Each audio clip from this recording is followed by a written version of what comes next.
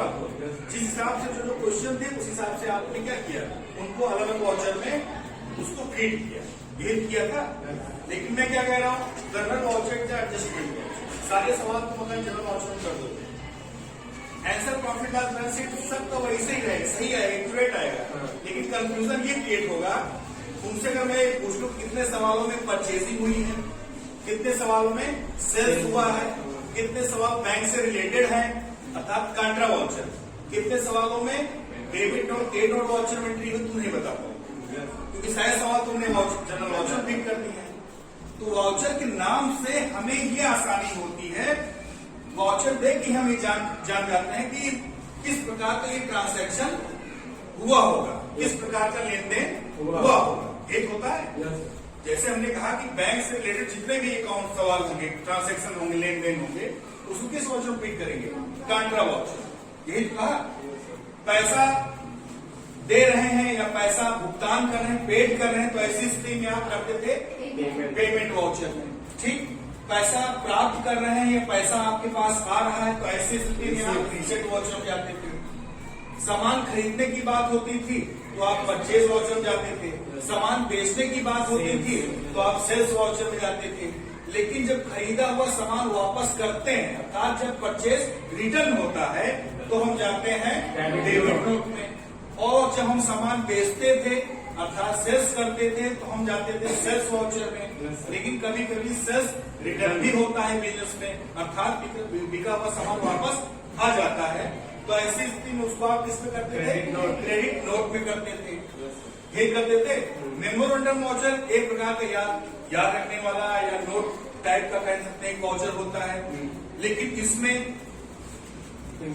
कोई चीज फिक्स, तात्कालिक तौर पर कोई चीज फिक्स नहीं रहेगी। जैसे मैंने एग्जांपल किया कि अगर आप कोई कंपनी का ऑनर है, कोई बिजनेसमैन अगर अपने कर्मचारी को या अपने वर्कर कहीं दूर पे किसी काम के लिए भेजता है और उसने कहा कि 10,000 रुपए ले, रहने आने का सब उसने किराया भाड़ा दे दिया, लेकिन एक्चुअल में कितना खर्चा हुआ उसके ऊपर वो तो जब लौट के आएगा तभी क्लियर हो पाएगा। लेकिन मौके पे तात्कालिक तौर पे हम क्या किए रहेंगे, मौके पे तात्कालिक तौर पर हम उस वाउचर जो एक्सपेंसेस जो हुआ है, ट्रेवल एक्सपेंसेस, उसको हम किस वाउचर में फीड करेंगे, मेमोरेंडम में। भाई हमने अपने कर्मचारी भुगतान तो किया नहीं है, भुगतान तो हम सैलरी करेंगे ना उसको, उसकी नहीं तो पेमेंट वाउचर में होती है। लेकिन उसको मैंने आने आने किराया दिया है, मीटिंग करने के कहीं भेजा है, उसको एक्सपेंसेस दिया है, रहने खाने का उसको पैसा दिया है, वो कोई भुगतान थोड़ी हुआ, 10,000 रुपए दे दिया। अब जब वो लौट के आएगा तो पता लग पाएगा कि एक्चुअल में कितना रुपए खर्च हुआ है। तो जितना रुपए का एक्सपेंसेस हुआ रहेगा उतने रुपए की फीडिंग हम पेमेंट वाउचर में जाके हम उसको फीड कर देंगे। लेकिन जैसे ही वाउचर फीड करेंगे, मेमोरेंडम वाउचर में जो पहले से एंट्री थी वो ऑटोमेटिकली अपने आप क्या हो जाएंगे, वहां से रिप्लेस हो जाएंगे अर्थात हट जाएंगे। समझ में आया?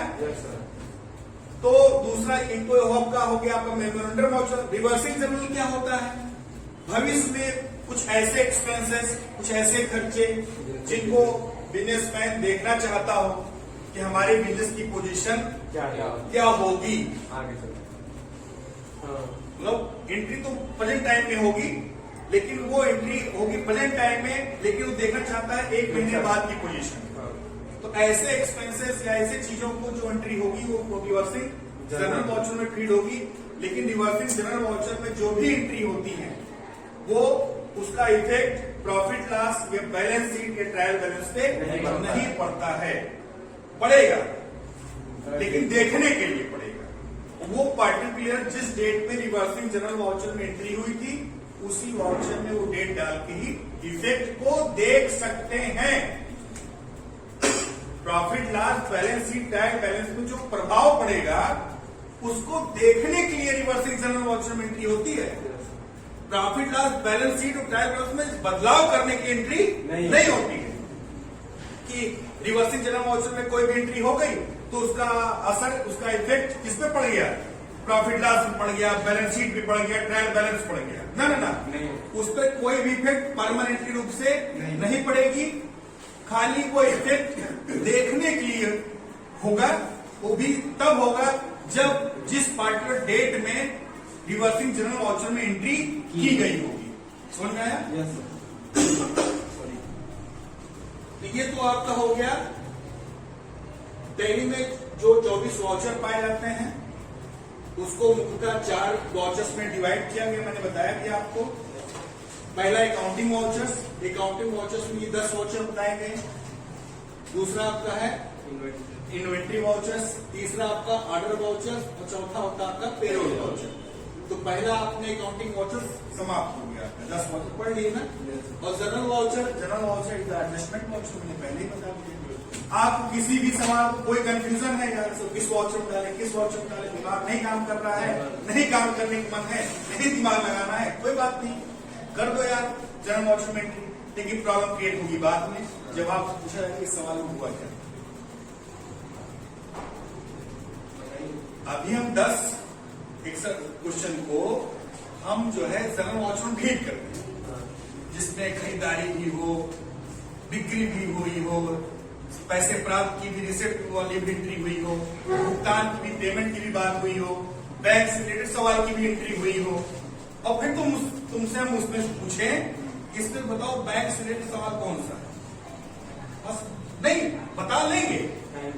आपको टैली में जाकर वाउचर एंट्री में इंटर मारना पड़ेगा, फिर देखना पड़ेगा बैंक अकाउंट बना है, कैश बना है, अच्छा ठीक है बैंक से रिलेटेड वाला सवाल है, कैश बना है, क्रेडिट जा रहा है, ठीक है पेमेंट वाला सवाल है, कैश बना है, डेबिट जा रहा है, ठीक है रिसिप्ट वाला सवाल होगा, परचेज अकाउंट बना है, ठीक है खरीदारी की बात हुई है, परचेज वाउचर वाला सवाल होगा, सेल्स बना है, सामान बेचने की बात हुई है, सेल्स वाउचर होगा। समझ में आ रही है? तो आसानी है ना, मतलब कि अलग अलग टैली में ये जो वाउचर्स बनाए गए हैं, वाउचर्स क्यों बनाए गए हैं? वाउचर्स सिर्फ बनाए गए हैं कि आपके बिजनेस में कई तरह की घटनाएं घटती रहती हैं, कई प्रकार के लेन देन होते हैं। उन सब सारे प्रकार के लेन देनों को व्यवस्थित करने के लिए किसका उपयोग करते हैं हम लोग? वाउचर्स। किसका उपयोग करते हैं? वाउचर्स। ठीक है, तो ये तो हो गया आपका अकाउंटिंग वाउचर। दूसरा आपका कौन सा है? Inventory voucher.